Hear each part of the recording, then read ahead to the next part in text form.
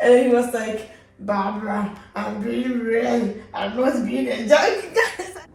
Welcome back, guys. It's gonna be hot in here. It's my turn to tell my version as in how we met.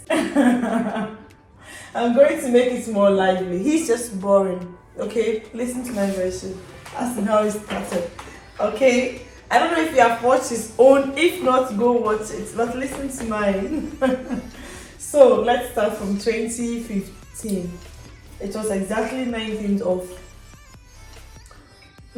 of July 2015. It was a Sunday, and I went to church.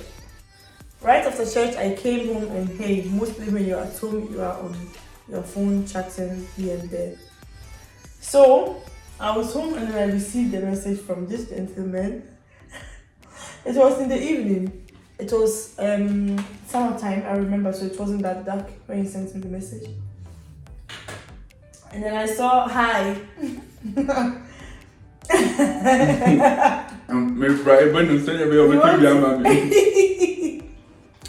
I'm being nice, so don't talk bad about me. Okay, you go ahead. And I saw, look, you are broken my voice. I'm broken your voice? I'm sorry. That's okay. And I saw hi on WhatsApp from a strange number, Ghana number, right? And I don't used to chat with people in Ghana normally, or back then.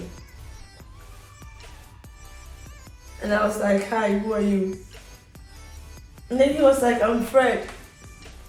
And I was like, N question mark, because I used to hate when people write me and I don't know them, because a lot of people used to write me and like made you believe that you know them, but you don't know them. So I just didn't like it.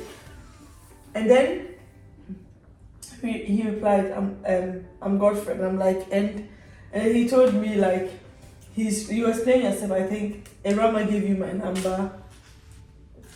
That's what he said. That's what I remember. I had the chat.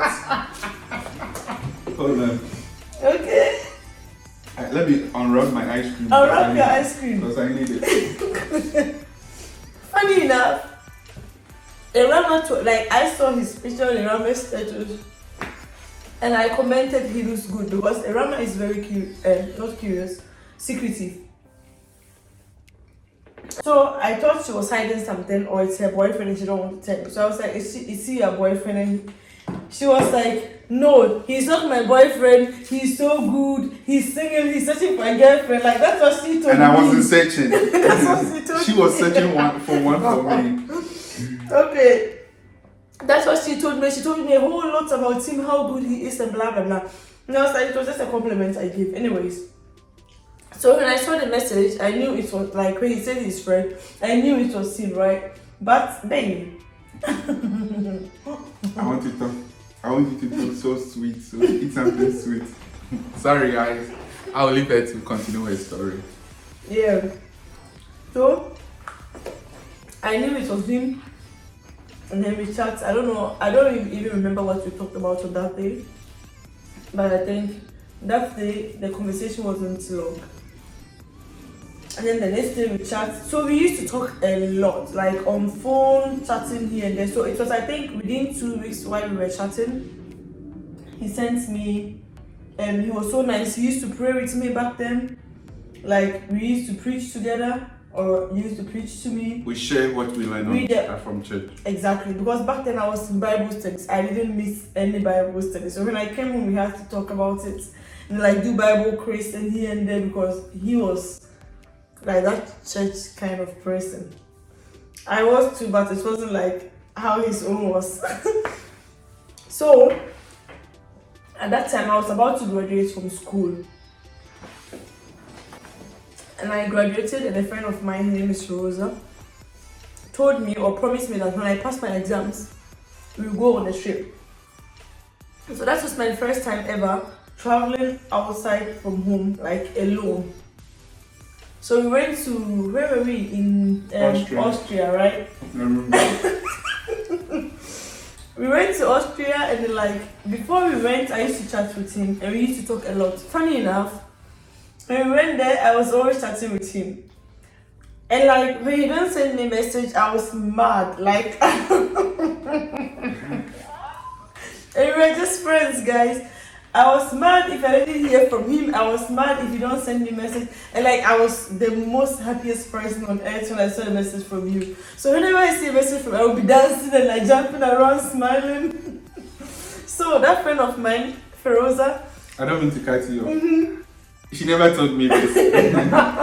I know. Meanwhile, she was just stretching me that I'm praying about it, thinking about it. Okay, go ahead. Yeah.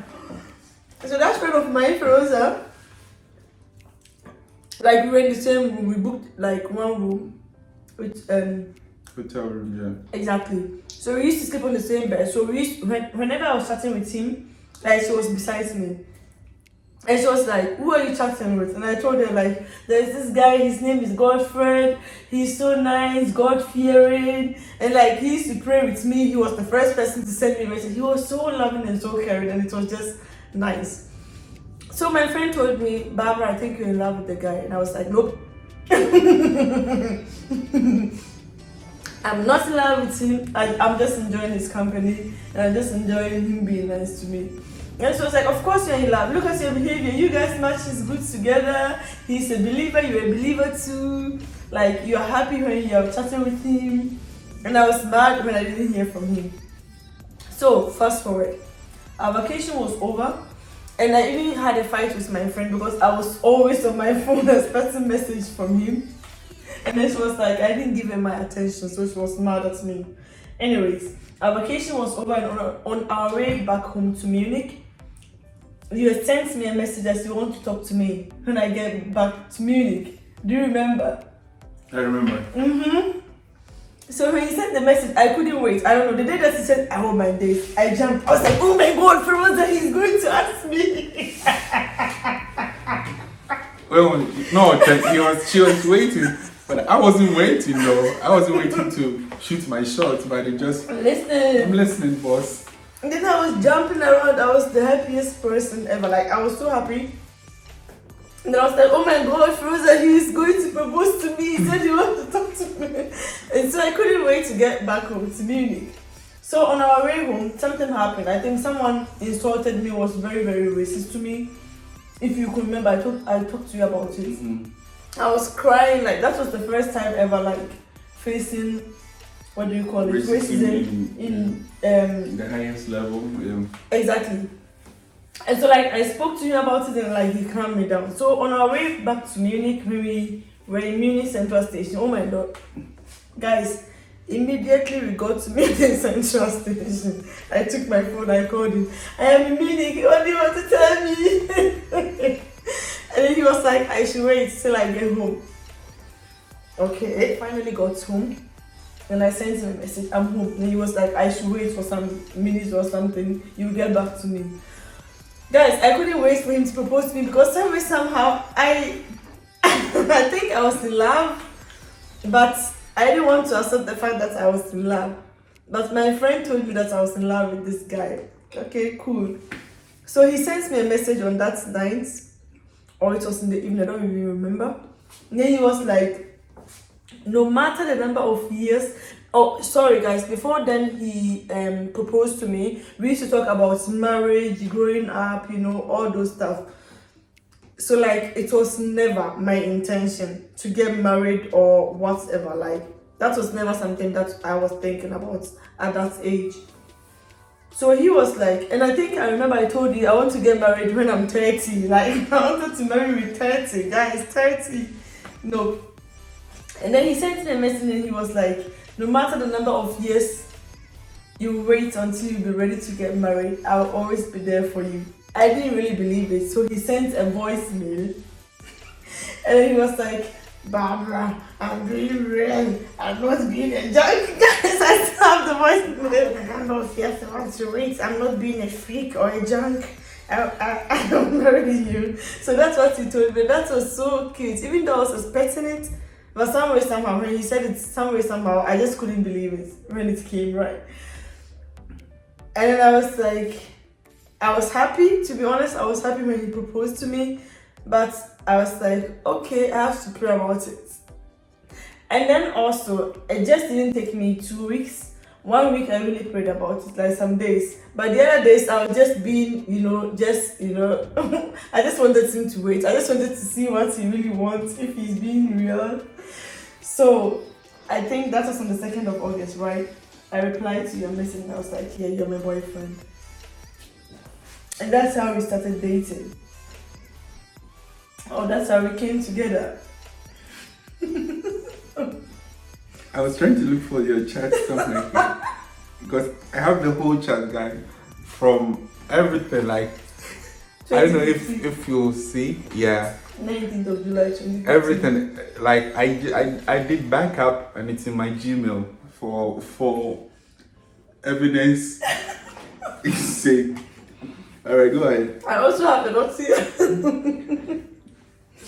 And so, I accepted his proposal, and then, like, from there onwards, I knew he was my boyfriend. I knew I was dating someone in Ghana, but I haven't seen him before. So that's how everything started.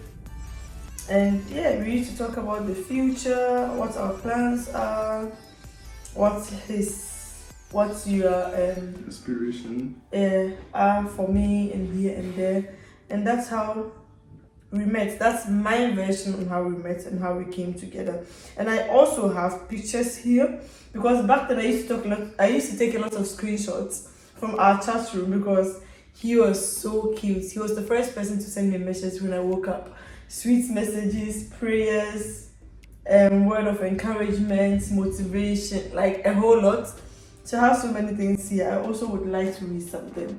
Go ahead. These are some of the things he used to draw back then. You guys can see it. Let me see. And sent to me, Babsy, forever. I remember I drew this in my hostel. I was learning and I was bored and I was missing her, and I just... Okay, go ahead. So I took a break here. So some of the messages he used to send to me. They're not gonna see it. Maybe you have to upload it. I'm reading it. Okay, what did you write? This is message after you accepted my proposal. Yeah, not before. Even before, he used to send me a lot of sweet messages. Oh, guys, before he proposed, before he proposed to me, he was always like, "Oh, you're my sister." So from when the sister went to the baby, I don't get it. And now to wife, right? Okay, guys. So at this point, she's not my wife. She's my sister. Okay. Hi. Go ahead, baby. Okay, these are some of the sweet messages he used to send me. Keep your attitude like a queen. Embrace your happiness and success. Don't place your mistakes on your head. Its weight may crush you down. Instead, place them under your feet and use it as a platform to view new horizons. Always choose to heal, not to hurt. To forgive, not to despise. To persevere, not to quit. To smile and to love, not to hate. At the end of life, what really matters is not what we bought, but what we built. Not what we got, but what we shared. Not our competence, but our character. And not your success, but your significance. Live a life that matters. Live a life that cares. God bless. Good morning, shots. Barbara, and like he always sends from Fred to Barbie. So that's where we have this Fred and Barbie. We used to call ourselves back then Fred and Barbie.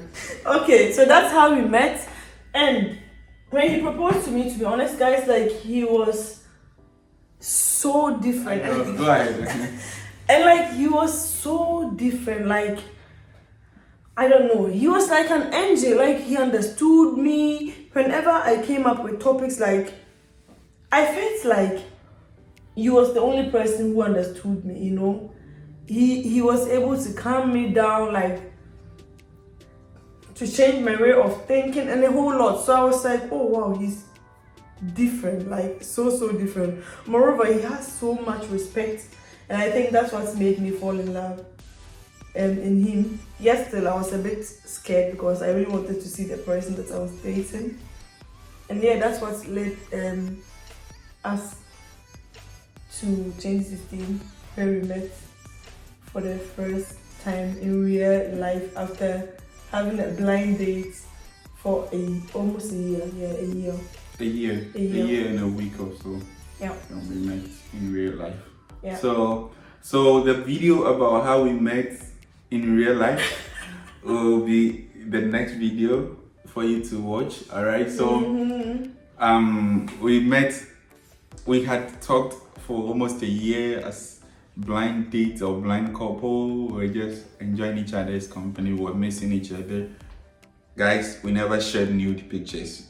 Just to clear that. We never shared any crazy pictures. I took pictures of my Sunday outfit, going to class, this and that. Guys, he was always holding this Bible and this note. Yeah, so either I'm going to lectures, I'm going to church, I'm home doing nothing. What was that you was always? It was only one. I bought the same Bible because you always wanted one of those Bibles. So she wanted one. So when we first met, she got one of those Bibles as well, and then a notebook. These are the only two things And I remember I taught in senior class, Sunday school to senior class, which has to do with from 12 years to I think 13 or 14 years. I remember. So I had the teaching outline too. So I usually carry maximum 3 books to church on Sundays because after teaching the senior class, I go to my own church service, that's the adult service. So that's how it came that you were seeing me with books. However, that video about how we met in person for the first time in 2016 will be on the channel as well. Organically, it happened. Irama connected the two of us together, but this is not the first time somebody is connecting 2 people together. Yeah. But does it always work? No, it doesn't always. So you just have to put in the effort to make it work. But there's more story behind how we met and everything. After watching the first time we met in person, there are other surrounding stories that will come with it. So subscribe, get more, and the notification will be your helper if you want to know more. So you get it in time. Okay. Peace Thanks out. for watching. I love you. Bye. Welcome back again.